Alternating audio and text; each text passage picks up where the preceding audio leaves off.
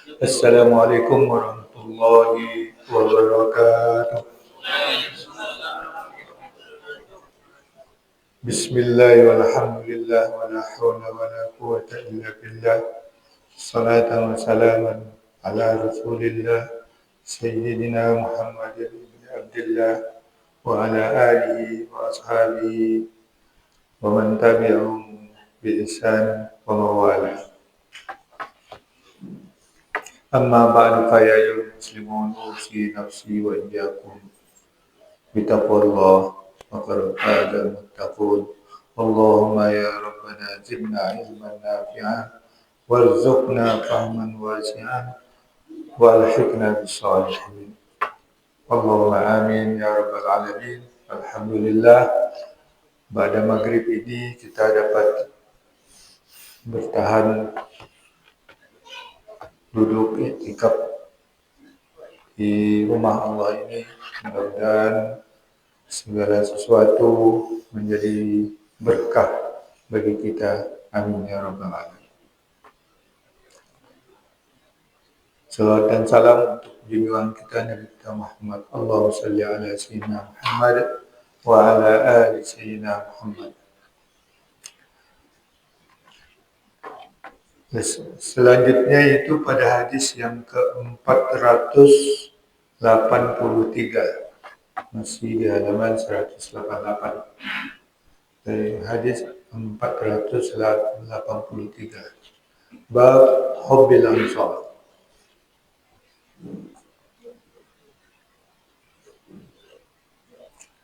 Bab mengasihi orang Ansar. Ini masih dalam kitab manaqib para sahabat Rasulullah SAW. Hadis ini disebutkan pada nomor 3783 di dalam Sahih Bukhari. Itu pada manaqib orang Ansar. Orang-orang Ansar. Bismillahirrahmanirrahim. Hadis diriwayatkan oleh Imam Bukhari dari Hajjaj bin Minhal, dari Syu'bah, dari Adi bin Sabit, dari Al-Barra radhiyallahu anhu.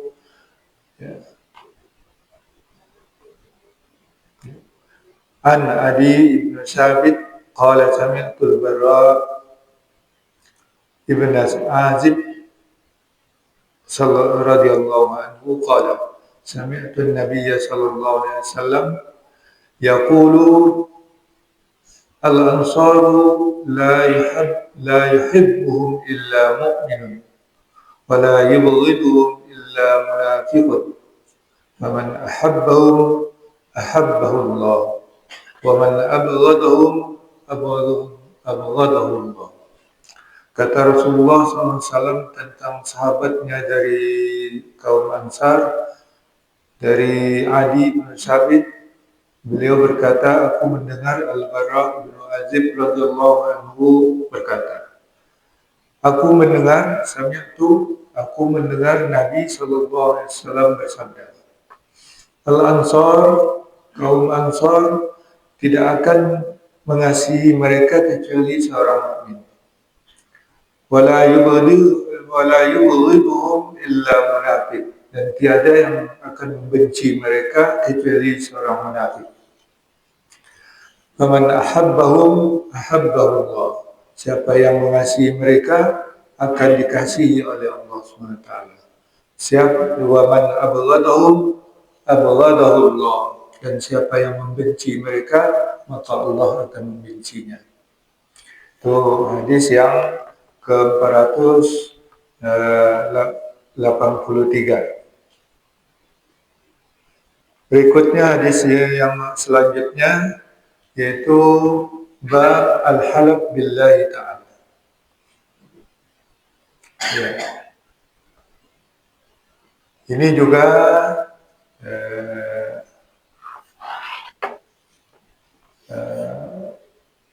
menceritakan tradisi-tradisi orang-orang jahiliyah yang dikoreksi oleh Rasulullah SAW. Hadis ini dari riwayat bernomor 3836. Ya, itu diriwayatkan oleh Imam Bukhari dari Qutaibah, dari Ismail, dari Ja'far, dari Abdullah bin Dinar, dari Ibnu Umar radhiyallahu anhu. Ani bin Umar radhiyallahu anhu, anin Nabi sallallahu alaihi wasallam qala: "Ala man kana halifan fala yahlifu illa billah, fakanat Quraisyun tahlifu bi abaihi." Faqala sallallahu alaihi wasallam: la tahlifu bi abaikum. Ibnu Umar radhiyallahu anhu dari Nabi sallallahu alaihi wasallam beliau berkata, Nabi sallallahu alaihi wasallam bersabda, "Ala, ingatlah, siapa yang dia bersumpah, maka janganlah dia bersumpah kecuali dengan Allah, dengan menggunakan nama Allah." Adalah Quraisy dulu bersumpah dengan nenek moyang mereka. Faqala sallallahu alaihi wasallam, maka Rasulullah sallallahu alaihi wasallam bersabda, janganlah kamu bersumpah dengan nenek moyang mereka, dengan nenek moyang kamu.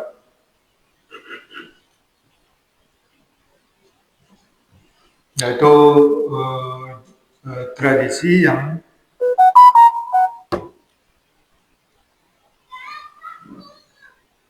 kemudian hadis berikutnya, nomor hadisnya 3898. Ya, di dalam bab hijrah, yang mulainya hijrah ke Madinah, hijrah kaum muslimin ke negeri lain seperti ke negeri Habasyah dan Madinah.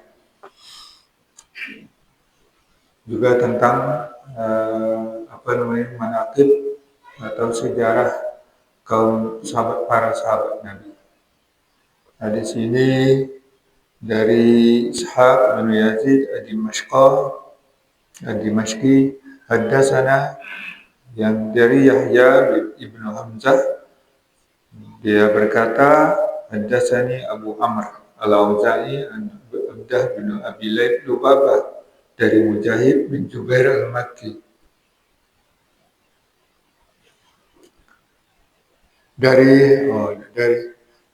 dari Musaddad, Ahmad, Zaid, Yahya, Muhammad, Ibrahim, dari Alqamah bin Waqqas, dari Ibnu Umar, dari Umar radhiyallahu anhu. Itu. Jadi anna Alqamah bin Waqqas qala, dari Alqamah bin Waqqas beliau berkata, sami'tu Umar bin Khattab radhiyallahu anhu qala, sami'tu an-nabiy sallallahu alaihi wasallam yaqul, al-a'malu bin-niyyati, man kana hijratuhu ila dunya yusibuha aw imra'atin yatazawwajuha fa hijratuhu ila ma hajara ilayhi, wa man kanat hijratuhu ila Allah wa rasulihi fa hijratuhu ila Allah wa rasulihi. Hadis ini sudah kita baca dalam redaksi yang sedikit berbeda pada awal kitab, sudah ada. Itu dari jalur lain, dari Umar bin Khattab radhiyallahu anhu, beliau berkata, sami'tu Nabi sallallahu alaihi wasallam yaqul, aku mendengar Nabi sallallahu alaihi wasallam bersabda, al-a'mal binniyah, amal itu dengan niat.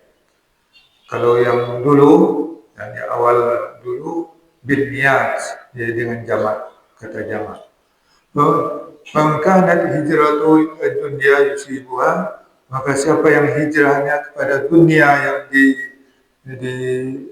yang menimpanya, atau perempuan yang dia kawini, maka hijrahnya kepada apa yang dia tuju hijrah itu kepadanya. Dan siapa yang hijrahnya kepada Allah dan Rasulnya, maka hijrahnya itu kepada Allah dan Rasulnya. Ya, jadi hadis pertama tadi ini Rasulullah menyebutkan keutamaan kaum Ansar. Kaum Ansar ialah kaum muslimin yang menyambut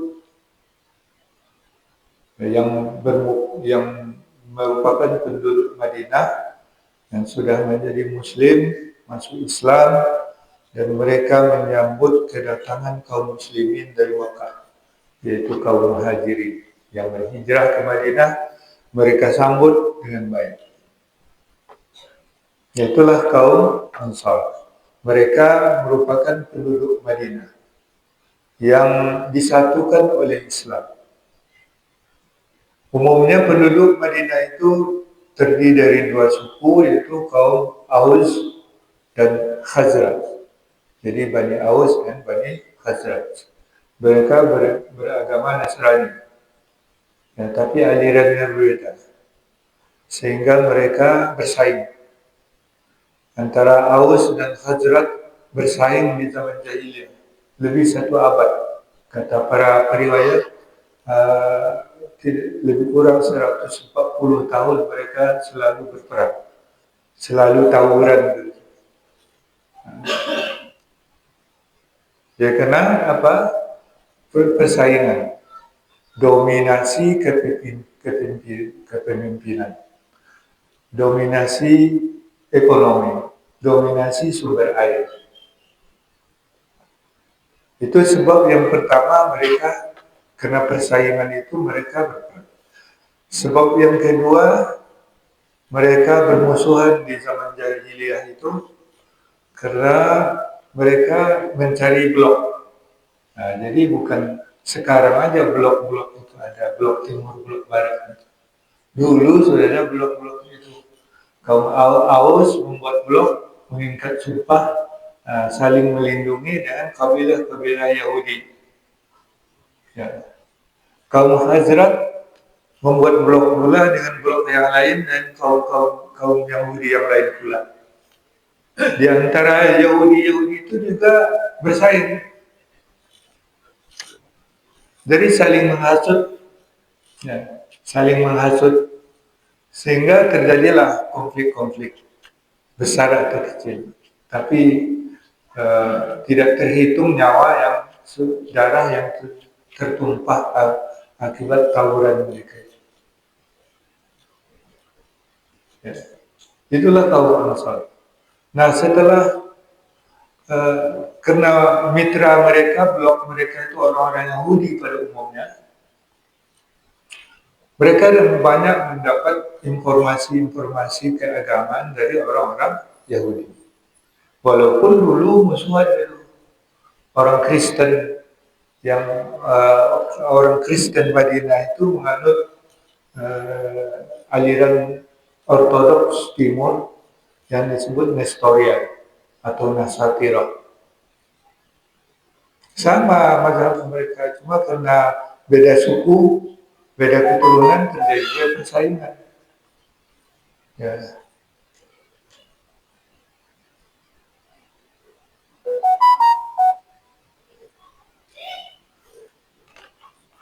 Jadi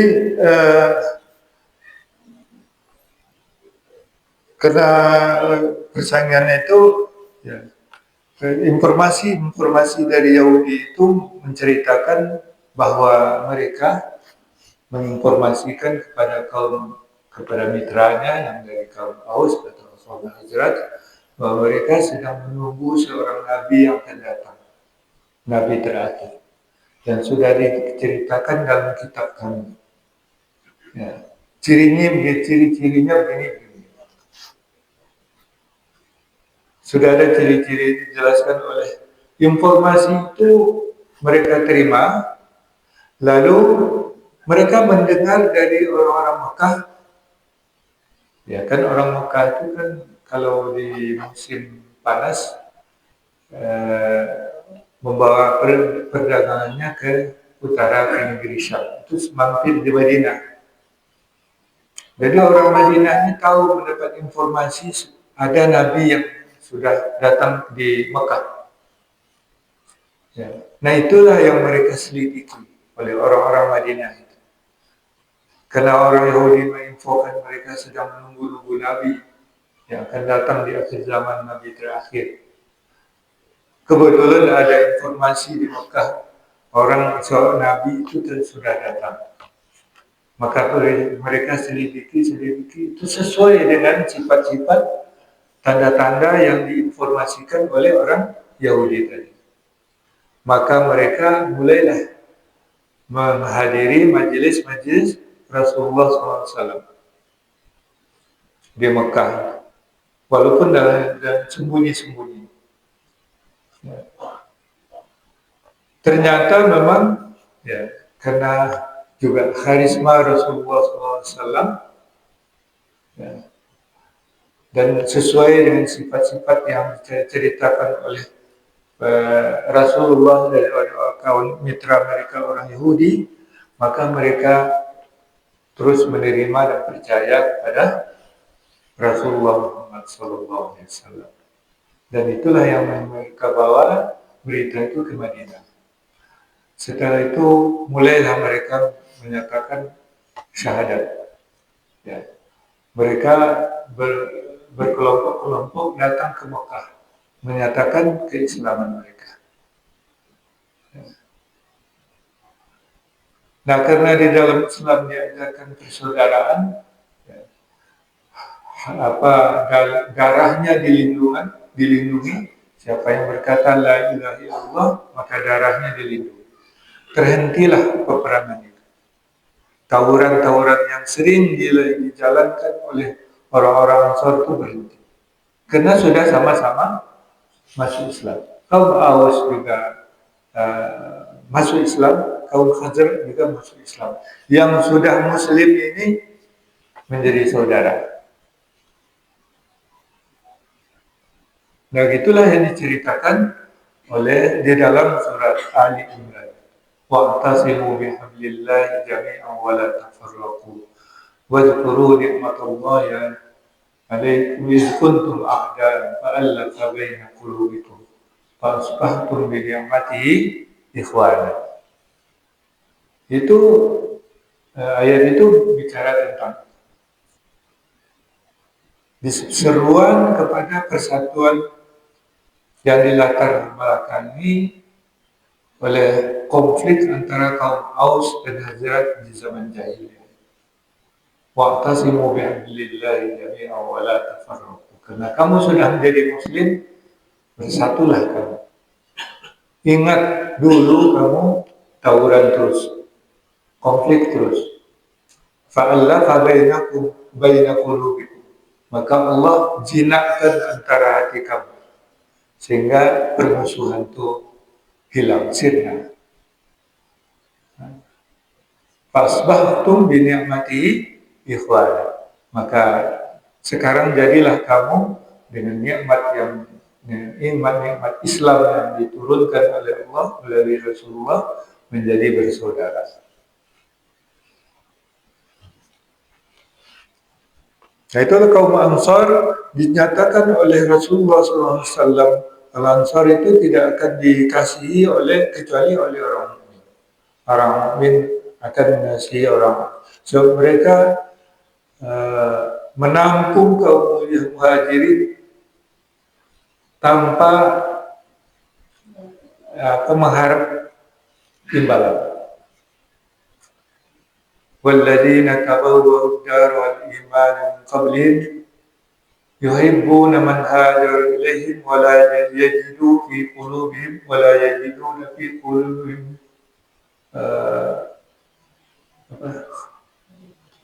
khasasa.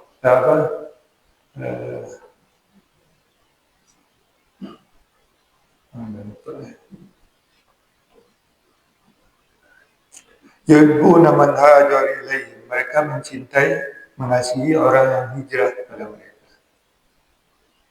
Wala yajiduna fi qulubihim hajatan mimma utu. Mereka tidak memperoleh sedikit dalam hati mereka itu keperluan, hajat dari apa yang mereka berikan kepada kaum muhajirin. Wa yusiruna ala anfusihim walau kana bihim khasasah. Dan mereka mengutamakan, memprioritaskan kaum muhajirin walaupun diri mereka sedang memerlukan. Nah itulah kaum Ansor. Kuatnya persaudaraan dalam Islam yang menerima, yang membela, yang melindungi kaum kaum muhajirin dikala kaum musyrik Mekah memberikan tekanan-tekanan yang berat.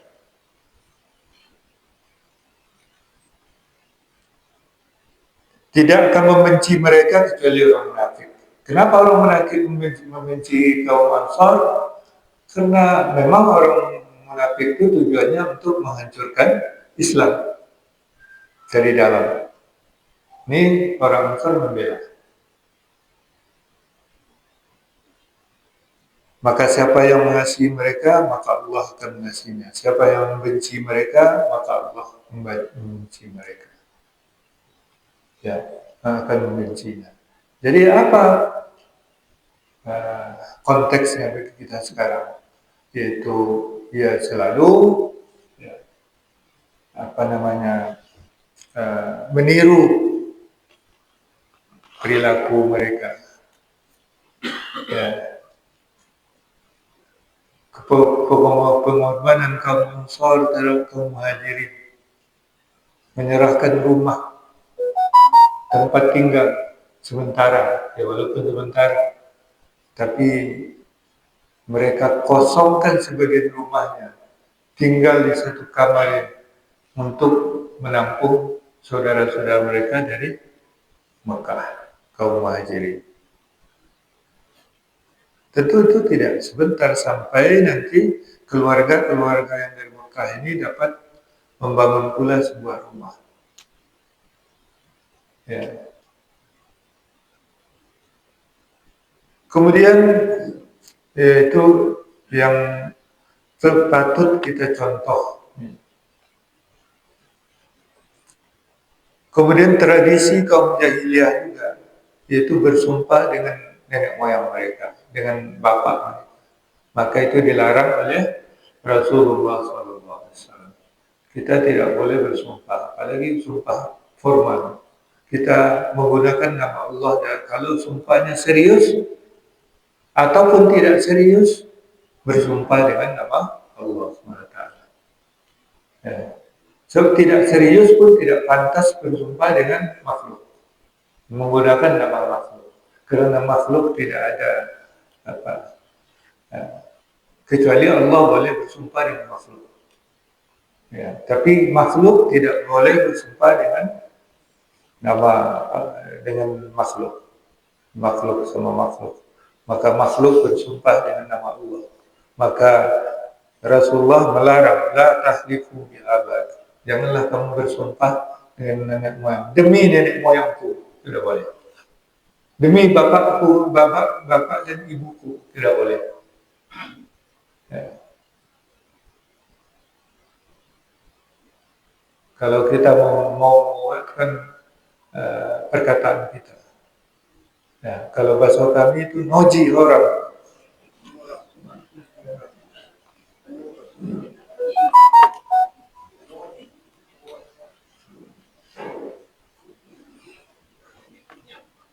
Ya, kalau kita bersumpah, ya bersumpahlah dengan nama Allah SWT. Dan itu sumpah mengikat. Ya. Sumpah formal, sumpah yang mengikat. Tapi kadang-kadang sumpah itu sudah menjadi ya jadi ulang. Ya, jadi ulang.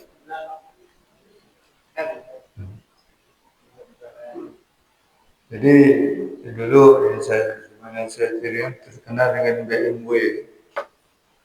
Wallah itu sekali wallah. Itu namanya ya sumpah juga, tapi sumpah yang untuk penguat bahasanya, tapi dia selalu bohong.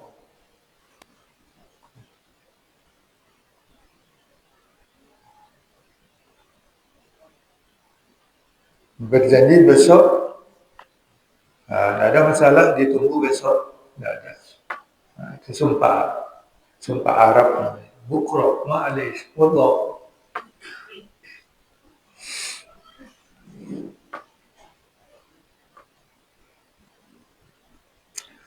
Itu hadis yang ke-483 tadi.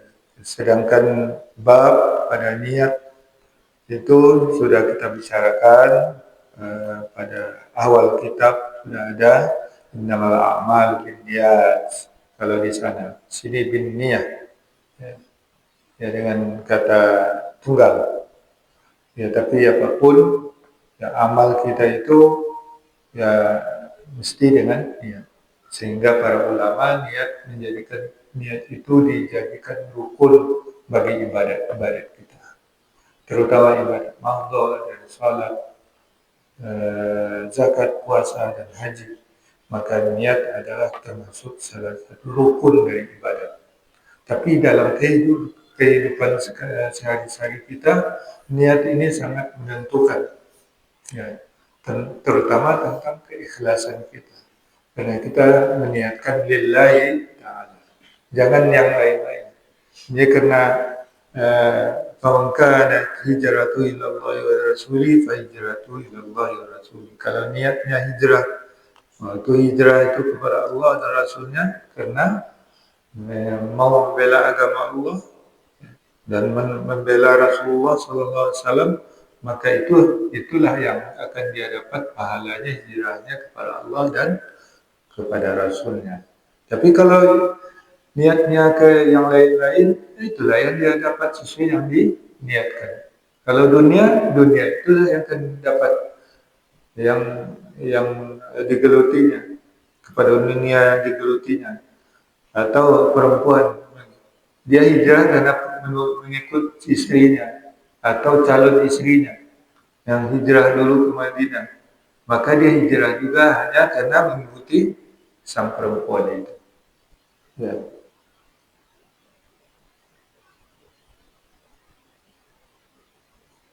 Jadi meluruskan niat. Wallahu a'lam bishawab. Silakan saya. Ya. Ini hadis yang ke 485 ini memang sudah populer ketika dibicarakan apa yang berkaitan apakah asbabul wurud hadis ini memang kaitan dengan itu. Iya. Yang kedua itu ada al-ansar. Al-ansar itu kan yang mengucapkan kalimat pengaan berjualainya. Iya. Misalnya dua kan, baca bersyukurainya pada anilainya. Orang-orang Ansar. Menyambut orang muhajir tadi. Jadi barangkali Quran ini 483, 485, apakah itu memang asbabul wurud dengan itu satu. Tadi ada dibaca wa'tasimu bihablillahi jami'an wa la tafarraqu waskuru ni'matallahi alaikum kuntum a'da'an fa'alafa baina qulubikum wa asbahtum bi ni'matihi ikhwana. Ya. Itu kan kalau kita lihat juga tentu asbabun nuzulnya berkaitan juga dengan apa itu? Ya. Dengan cerita hijrah itu. Jadi kan dia ada sini asbabun nuzul kita Al-Quran tadi asbabun nuzul daripada agaknya kalau kita lihat memang begitu apa ya? Iya, jadi apa? Yaitu di pangkal bab dari bab Hubul Ansor ini yang dikutip itu surat Al-Hasyr. Walladzina tabawwa'u ad-dar wal iman min qablihim yuhibbuna man hajara ilaihim wa la yajiduna fi sudurihim hajatan mimma utu wa yusiruna ala anfusihim walau kana bihim khasasah wa man yuqa shuhha nafsihi fa ulaika humul muflihun. Itu ayat itu yang dikutip. Karena itu terkait dengan kecintaan, saling mengasihi. orang Ansor begitu mengasihi orang-orang Muhajirin. Ya. Nah, sini Rasulullah menjelaskan ya, orang-orang Ansor itu adalah orang-orang yang mulia. Maka dia tidak akan dikasih kecuali orang beriman. Siapa saja orang beriman dia pasti mencintai orang-orang Ansor karena kebaikannya. Nah, itu. Ya, itu latar belakang kenapa orang Ansor itu menjadi bersaudara dalam Islam. Itulah nikmat Allah yang di ayat ini. Nah, setelah mereka menjadi Muslim, maka mereka bersaudara sama dengan persaudaraan kaum muslimin yang lainnya. Ya, ya seperti se, se, uh, apa namanya, serasa sepenanggungan. Ya. Cuma kenapa kaitnya dengan Rasul tadi dengan munafik? Ada munafik. Ya, siapa yang membenci kaum Ansar itu hanya orang munafik. Orang kafir sudah jelas dia tidak suka kan, karena kaum muslimin ditolong. Jadi siapa orang yang tidak suka orang menolong orang-orang teraniaya di Gaza itu dipertanyakan. Dia sendiri tidak menolong, kalau ada orang yang menolong nggak suka pula, gimana ya? Ya karena berbeda aliran. Ya, karena saling mencurigai. Ya, itu karena adanya blok-blok tadi juga itu. Ada blok sana, ada blok sini. Ya. Jadi itu terulang lagi sejarahnya.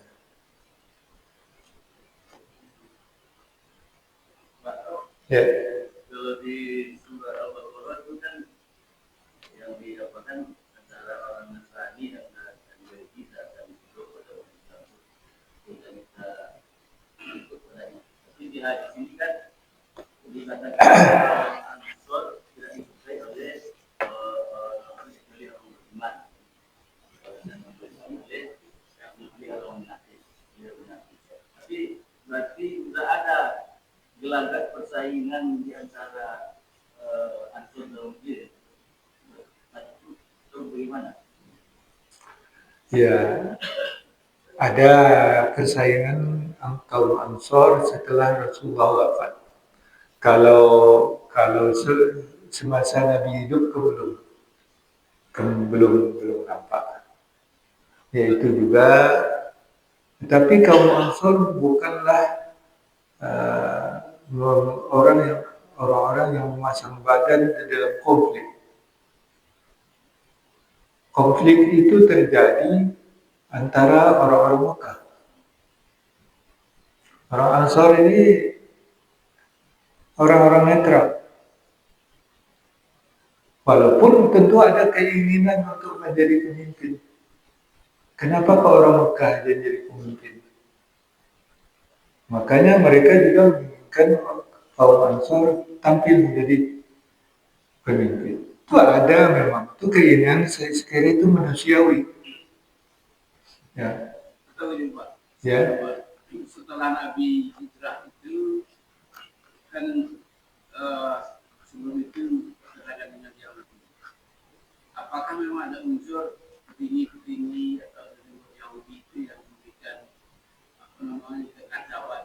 Karena kita mendengar peperangan Nabi Mekah itu sangat banyak, terutama untuk kalau orang Yahudi yang ada yang masuk mungkin dia berpura-pura masuk itu mungkin dari masuk Islam, tapi dia dalam hatinya tetap menentang Nabi. Apakah ini? Kemudian ada juga ayat ketika diajak Nabi berperang, mereka duduk beralasan karena tahu dengan azab, tapi mereka tidak mau ikut perang. Apakah kelompok ini dia? Iya, jadi Yahudi seperti Bani Quraidah, Bani Nadir, dan lain-lainnya itu yang besar di kaum Yahudi itu dia membuat perjanjian dengan kaum Quraisy Makkah untuk melawan Madinah. Nah itu sebabnya dia menjadi konflik dengan orang-orang Yahudi. Dan banyak dari mereka yang masuk ke kaum muslimin sebagai orang munafik. Ya, seperti Abdullah bin Ubay bin Salul, orang Yahudi. Ya, itu tokohnya munafik, pemuka dedengkotnya munafik. Jadi yang suku-suku besar Yahudi yang di pinggir Madinah itu dia membuat koloni dengan kaum musyrik Mekah, membantu untuk bersama melawan Rasulullah dan kaum muslimin di Madinah. Nah, ya sesuai dengan Tabuk, Perang Khandaq itu yang juga keras, sehingga Nabi membuat parit besar untuk sebagai penghalang dari masuk ke kota Madinah. Ya. Persaudaraan Muhammad dan Ansor itu kan model terbaik yang ada di Ya. itu intinya kan jadi soal apa banyak guru gitu. Kita semacam anugerah khusus lah untuk anugerah. Sekarang kita nggak ada lagi semacam itu. Apakah ini sudah alam Allah kita tahu modal dan model seperti itu. Sekarang itu kan nggak ada lagi persaudaraan seperti itu sampai sekarang. Ya, jadi itu. Ya, jadi konflik-konflik dalam kaum muslimin terjadi di antara kaum Quraisy juga. Terutama masa Utsman timbul konflik antara ya konon ada yang menyalahkan Muhammad bin Abi Bakar, putra Abu Bakar, karena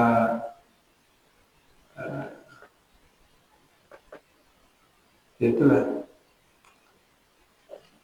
dan Muawiyah dan Ali yang paling konflik, yang paling sangat mempengaruhi sejarah Islam itu konflik antara Ali dengan Muawiyah.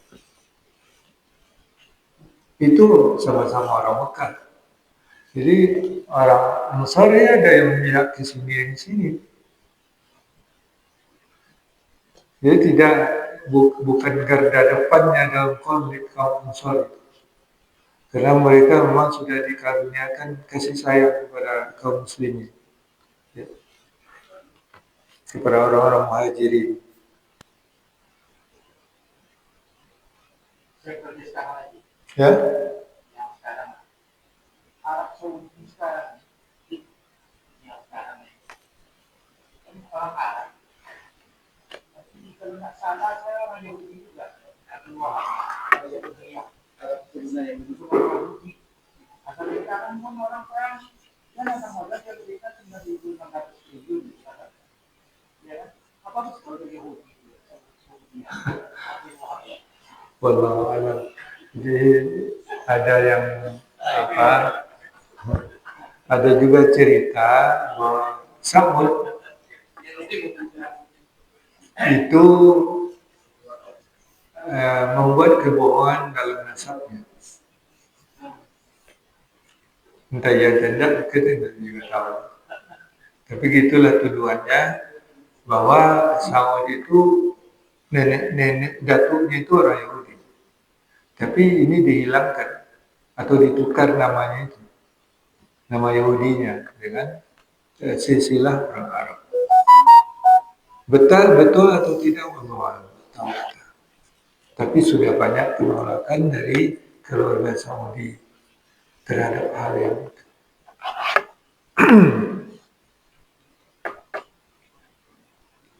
Karena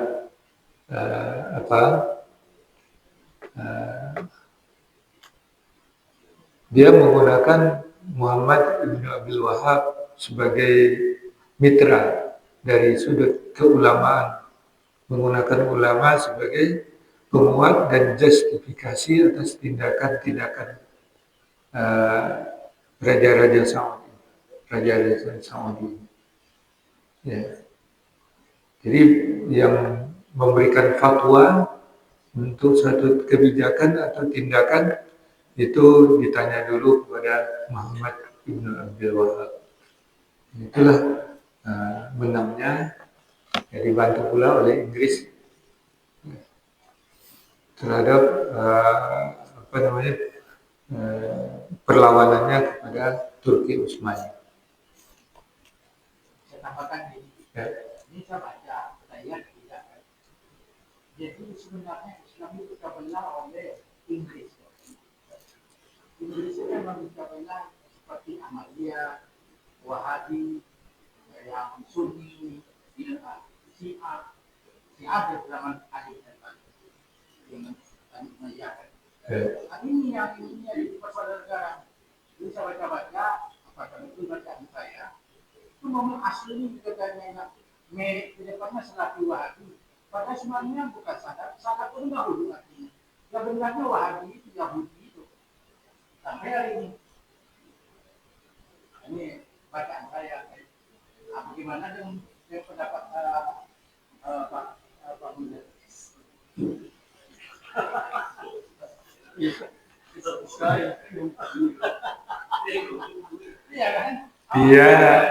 Dia memang Inggris itu kan punya kepentingan dengan Amerika. Mesti dilemahkan. Turki Utsmani itu kan kuat. Dia mesti dilemahkan dari dalam. Nah, satu caranya itulah mengakomodasi semua aliran-aliran yang bisa memecah belah umat Islam. Itu jelas, dan dokumen-dokumennya masih ada. Dokumen-dokumennya masih ada. Bisa dilihat dokumen-dokumen itu. Ya, dokumen sejarah bagaimana Inggris memberikan bantuan terhadap provokasi dan karena Muslim Sunni di India kuat, ya Syiah itu ada, Syiah di India juga kuat. Muncul aliran baru dari Syiah yang disebut Ahmadiyah di Qadian India. Maka segera karena India di bawah kekuasaan Inggris, maka segera Ahmadiyah itu dibesarkan oleh Inggris, diakomodasi. Tidak berselang lama sebuah masjid Ahmadiyah berdiri di London. Ini dicurahkan dana untuk mereka. Maka pecah belahlah Muslim India. Jadi itu. Jadi sama penjajah seperti itu, sama memecah belah. Wallahu a'lam bishawab. Itu menjadi pelajaran bagi kita. Maka sekarang ini seruan untuk bersatu itu sudah menggema. Cuma apakah kita mau bersatu atau tidak, itu juga yang menjadi problem selama ini dalam sejarah umat kita. Ya, mudah-mudahan kita kesadaran kita bertambah terbuka atas hal yang demikian. Wallahu a'lam bishawab. Subhanakallah wa bihamdika asyhadu an la ilaha illa anta astaghfiruka wa atubu ilaik. Wallahu waliyut taufiq wal hidayah wal inayah. Wallahu a'lam. Wassalamualaikum warahmatullahi wabarakatuh.